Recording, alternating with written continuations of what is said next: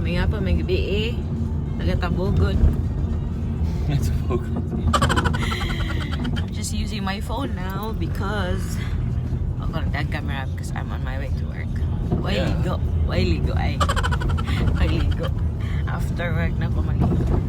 Hatod ko ni Rod karon because I couldn't find my keys for the back fits. Maybe I'll go back to speaking Tagalog, Papa. Yeah, it's better to just speak Tagalog but then English. Yeah?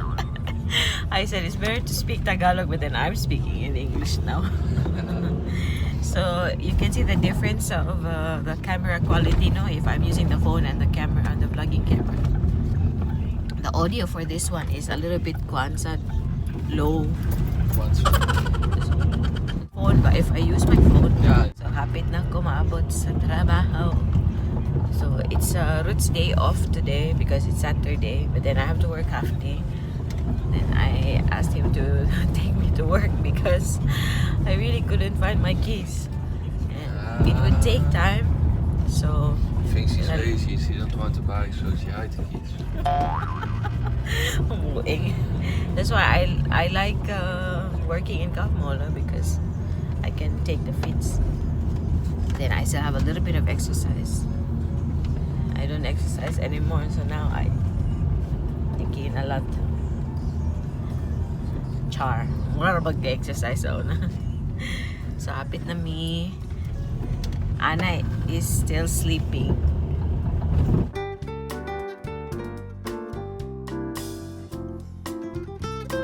A few moments later.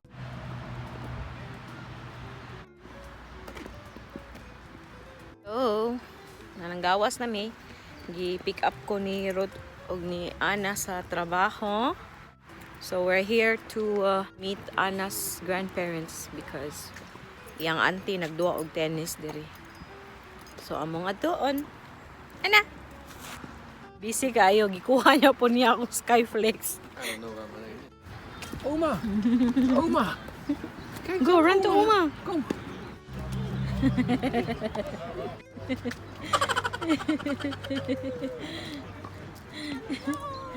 Mooi jurk, Connie. Oh, dank je. Dank je. Ja, het is het hoedje. Hoedje? Ja. Ik denk het is hier in en andersom. Ik heb er wel ingesmeerd net. Ja, nee, want dan weet ik. YouTube. YouTube, ja. En hoe kan ik En YouTube? hier is Ja, Jeannette. daar weten jullie dingen wel. Jeannette watches my vlogs. All my vlogs. Ja, Even though she doesn't understand. Nou, Connie is here. I don't know how. Jeannette is there. Say hello to the vlog, Jeannette.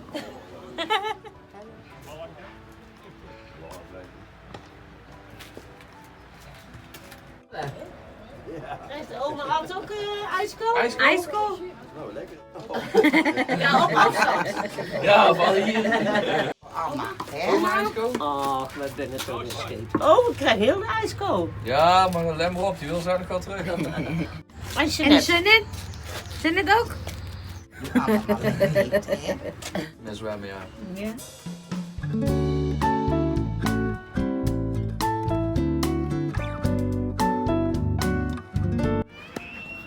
Boy, naghilak na sa Ana. Ja. Bili na mo siyang umag-upa kay grocery niya. Adto siya matulog sa iyang umag-upa. She's spending the night by Oma and Opa.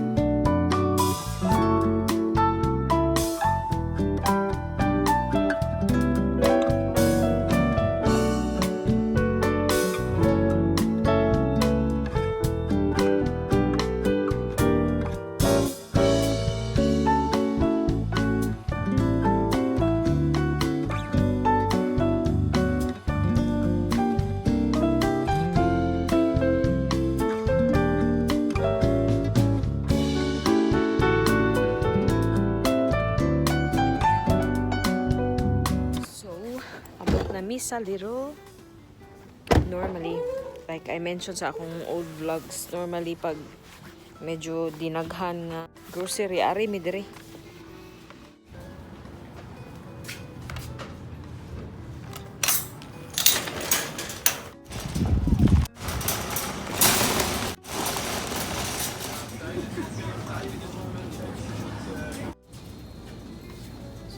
So far mo na yung hapit na mi mahuman. And then after this, uli anis balay. Counter na mi. Good. Ingon siya, good luck kuno ni Opa and Oma. I think Anna won't be irritable. Very irritable. Wala daw ni. 85? Huh? 85? I don't think so. Right? Maybe this is over 100. Maybe, yeah, because we have meat, we have kip in it too, yeah. Yeah. That's why, yeah. Manami. Mana. Ruth is here. Yeah. It's a different feeling, no? Like, grocery shopping without Anna, it's more peaceful. Yeah, it's more quiet. And then it's faster too. Yeah. Kay kung mag-grocery may dinalian ba. So, see you guys at home. So, ano na ko napakita, no? Kuan di ay, after ka magkuan sa card, kato akong gipas na niya, magkuha na po to. Alles goed? Si katagbalik na katawag. Ruth's favorite house, this Yeah. one. All-time favorite. I don't. Yeah, ingon siya ganahan kay siya, and then he said he's gonna buy it in the future. Yeah, if I win a lottery. Yeah, but we have to buy the lottery. Yeah, So can you we have to win buy if we tickets, don't buy otherwise you the can't lottery? win, that's true. That's why. Siya, ganahan ko aning sentrum sa, can we pass through the centrum dodong so I can show them? I like the city center, town center. You got me the ice cream? Oh, nee. Sorry. Nee, we get later. That's it. Oh, ganahan kay ko ani ilang sentrum. Yung sirot magkuan daw yan sa kinatag. I want to buy a new knife.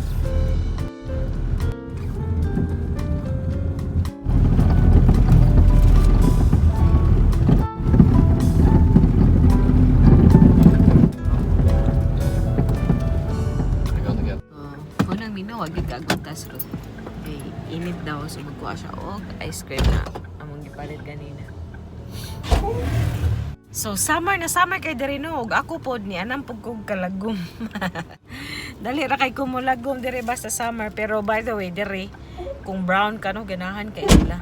Brown ka mo ana gud ako mother-in-law kanang usahay mag short ko. Maay ka oy kay naa kay kuan brown kuno kog pa. Char. Na ganahan kay sila diri ang uban gud magpatan gud. Pero opposite kay sa tuwa no kay sa atuwa ang mga tao ganan kay mapaputi. Diri di kay kakakita og kanang whitening products sa ilahang mga tindahan kanang ilang dress road. Di ba? Wag gyud kagonta no. Ang people here prefer to be tan. Like a lot of people like to be tan. So We have tan in studio. Some people go there. yeah, fake tan. Nice kaya ang weather today. I hope it doesn't get too hot later. Like if you stay in the shade, it's really nice. Cloud snow, grabe, really nice clouds. Pabadlong si Ruth nagkaon niya, nag-drive.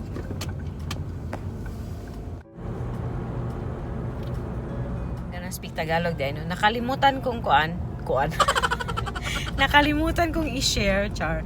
Maghinahinay rin tag-shift og Tagalog. Eh. Nakalimutan kong i-share na ano yung kapitbahay namin ba nung dating nagreklamo ako old vlog ko na ano palagi siyang he always plays loud music ba, and then kuan the other day was like 2 days or 3 days ago we got home and then he was outside, but then hindi siya nag-himing doon ni Ana niyo jud mi pansinado asin wag jud mi hindi man lang kami hindi man lang niya kami tiningnan or nag-hi back or like it's a usual thing to do, 'di ba? Mag-greet ka sa mga kapitbahay mo.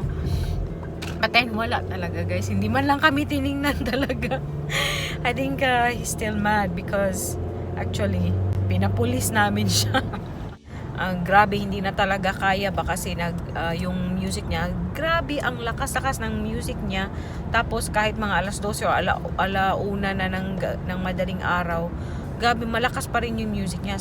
Text ako sa kanya, sabi ko sa kanya, hinaan mo naman na nagalit siya pa. Tapos minura niya ako na daw, Friday naman, but okay lang daw kasi Friday, ganun. Sabi ko, Friday nga, pero gabi, ang lakas 12 na, pero ang lakas pa din ng music. So, sabi niya, tumawag ka ng pulis, ganun.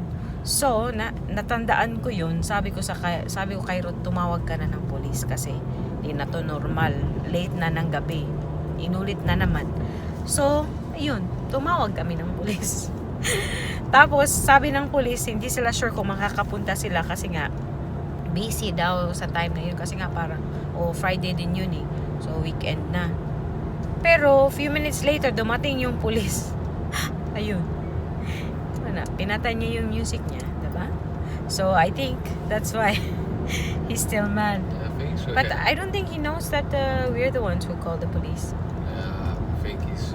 And he has an idea eh. Yeah. Because previous night, pumunta din si Ruth doon sa kanila.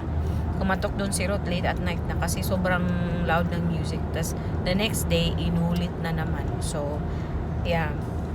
Diba? So, pinapulis na namin, guys. Kaya bala siya, magalit siya. Kasi may kasalanan naman siya. Kasi dito, pag hindi naman, we don't really call the police directly, no? Here. You don't really call the police directly. At least, you talk to them at first. And tell them na, madlungon ba sa atua pa. Pagsabihan mo, ganun. Pero, ginagawa pa ulit-ulit, diba? So, nakakapagod din. Katok kami ng katok doon. So, kung may common sense ka naman, hindi mo na uulitin. Or, nobody tells you to not play your music. But at least, make it, make sure that it doesn't really disturb other people. So, if you want, use your headphone. Diba, Dodong? Yeah. Yeah. Or, That's a good advice. yeah, just make it just low lang or soft lang ang music, diba? It's not music anymore. I always tell Ruth, it's not music anymore. It's noise.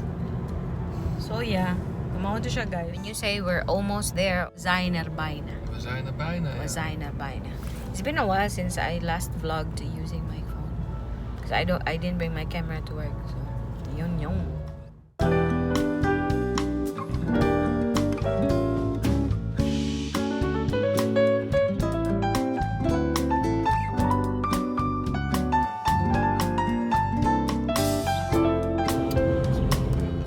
Ciao.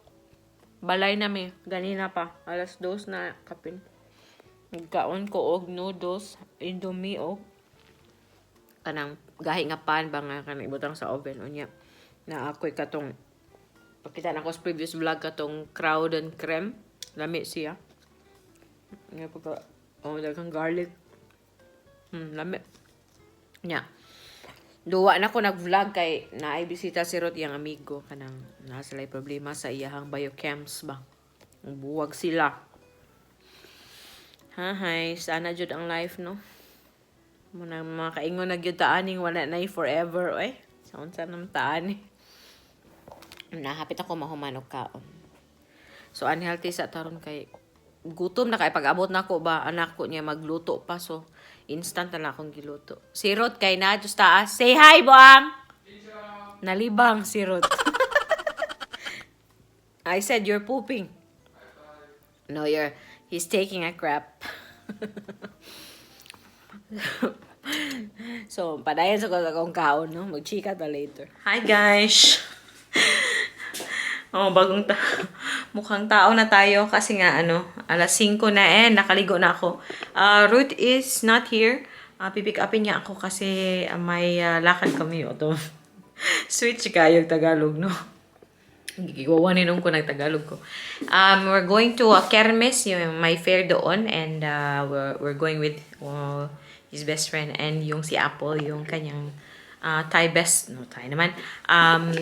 Thai girlfriend ng best friend ni Ruth. So, friend ko din. Si Apple. And, yeah, ngayon, nakaano ako, Tottenham shirt.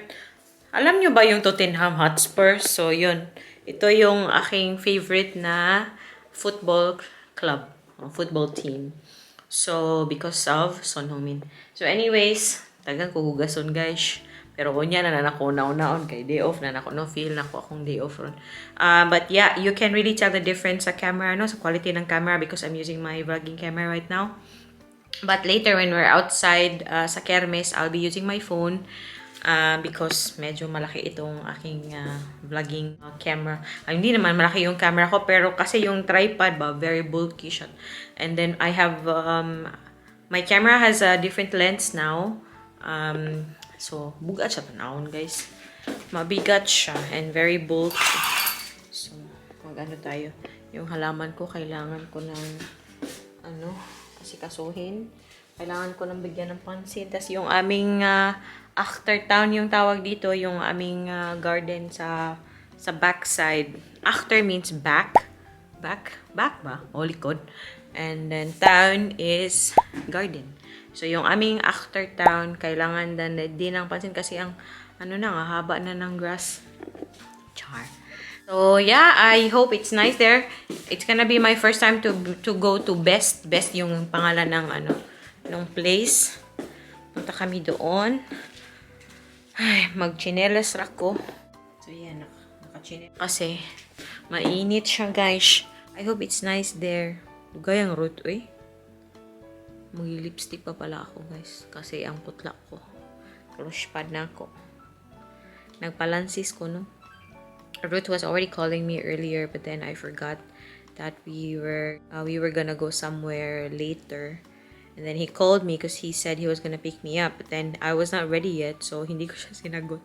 Chinarge ko muna yung phone. Naligo ako, dali-dali. Tapos when I came down, tumawag na naman siya. Tapos, Jima. So, tumawag ako sa kanya. Sabi ko, ay, sorry, nasa kwarto ako. Tapos, naligo kasi ako kanina and I left my phone charging downstairs, char.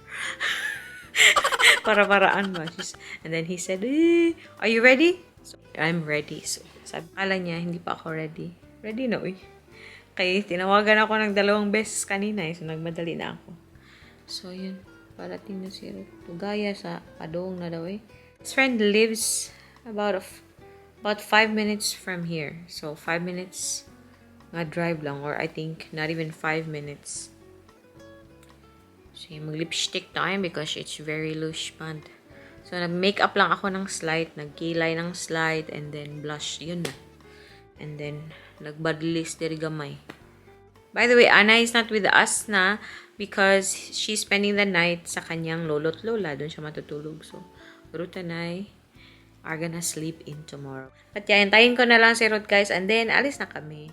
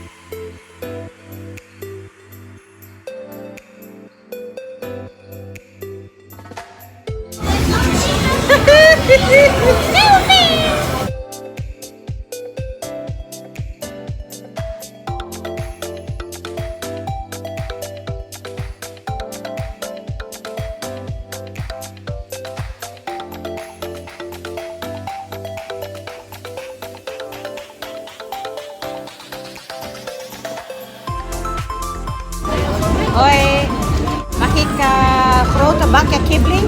Ja.